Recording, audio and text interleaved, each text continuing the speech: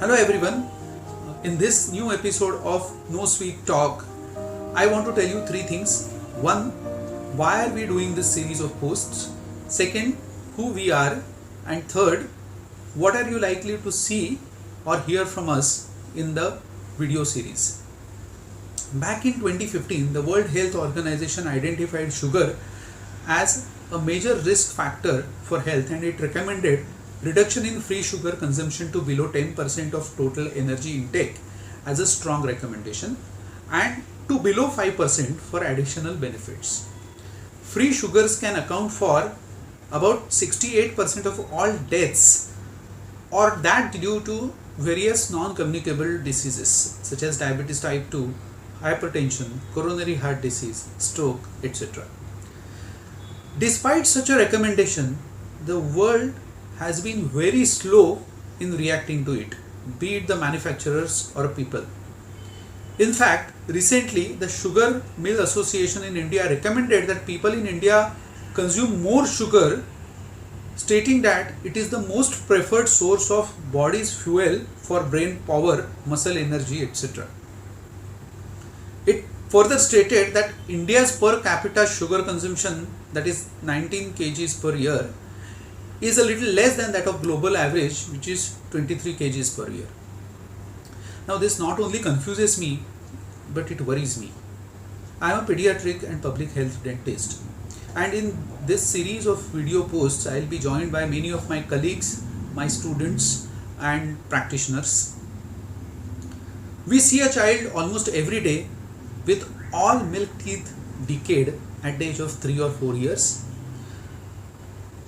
I often see children who have not slept the previous night because of pain, who have difficulty in attending to school, who cannot focus on studies, who have several conditions related to their dental problems.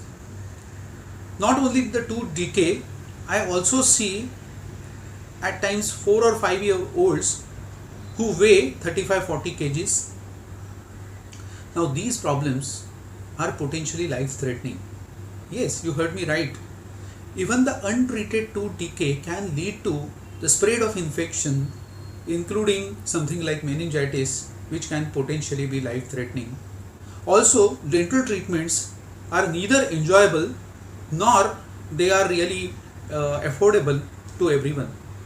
What I feel worried about is if I see a child at the age of 2 or 3 years with tooth decay, I know that there is some sugar overload in the diet of that child which is causing the harm, and I am worried about that child's future. Tooth decay and obesity are preventable conditions, and we must take the prevention seriously. Oh, these are milk teeth and they would fall off anyways.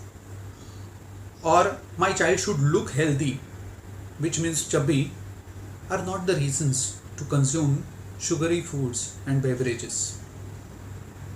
We will be talking about the harms that sugar can cause with some evidence, including some of our own research which is published and unpublished but presented in some conferences. We also have interesting experiments that could help the de-addiction of sugar. So stay tuned with us, subscribe to our channel and like and share our No Sweet Talks. Thank you.